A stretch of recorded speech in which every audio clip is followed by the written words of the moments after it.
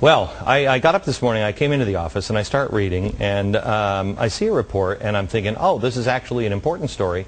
How do you know about domestic terror? How do you know about these militia groups? Who are they? You know, what's growing around us? We're in trouble in America. And we're in trouble because of the activities in Washington. They have taught us not to trust them. The Democrats have taught us not to trust the Republicans, and the Republicans have taught us not to trust the Democrats, and so we didn't. And then we realized, oh my gosh, they're both lying to us. They don't actually stand for a single principle. And so now what happens? Well, now you cling to that boomstick and you worship your sky god. Well, listen up. Here's who's growing. A government has done a study now to help authorities identify domestic terrorists. See if any of these potential warning signs seem familiar. The report was put together by the Missouri Information Analysis Center. It warns that militia members most commonly associate with third-party political groups. They may display Constitutional Party, Campaign for Liberty, or libertarian material. Militia members are, quote, usually supporters of Ron Paul or Chuck Baldwin or Bob Barr. A motivation for militia activity, according to the government now, is the anticipation of the economic collapse of the U.S. government. Uh-oh. And the report continues that militia members may have cartoons and bumper stickers. Yes, with anti-government rhetoric. Or sometimes they'll have a Ron Paul bumper sticker, or they'll have this flag, "Don't tread on me." It's a snake. This is a flag that was used during the Revolutionary War. It reads, "Don't tread on me."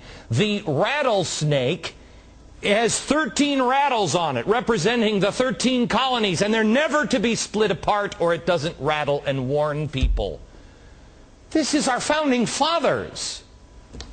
Apparently, one of the most popular among militia members is this flag. If I only had a cartoon, a Ron Paul bumper sticker, and started yelling, "Get off my land right now," you could safely call me an enemy of the state. Here is libertarian, comedian, and enemy of the state, Penn Jillette. Hello, Penn. Well, I was taught that being an enemy of the state was part of being an American. I mean, if you wanted to read George Washington, he has more fear of government than any of the libertarian nuts we have George, going now. you read, I just don't know. Penn, when was the last time you read Common Sense by Thomas Paine? It's been a few years now, but it's an important book. Read it again. You know, I just read it directly. I read it again over the Christmas holiday because I'm rewriting it, and when I read it, it needs some rewrites, Glenn, from you. Yeah, no, I know. No, I'm just making it in today's world. I'm just putting the issues of today in it. And as I read it, and I thought, my gosh, you write something like this today, you're immediately arrested. You're writing a manifesto. No, I'm pointing out the problems in our society today. And all of a sudden, you can't talk about anything. You can't, and it's not just, people are like, well, that's what you get for saying Hollywood should shut its mouth. This is not the same.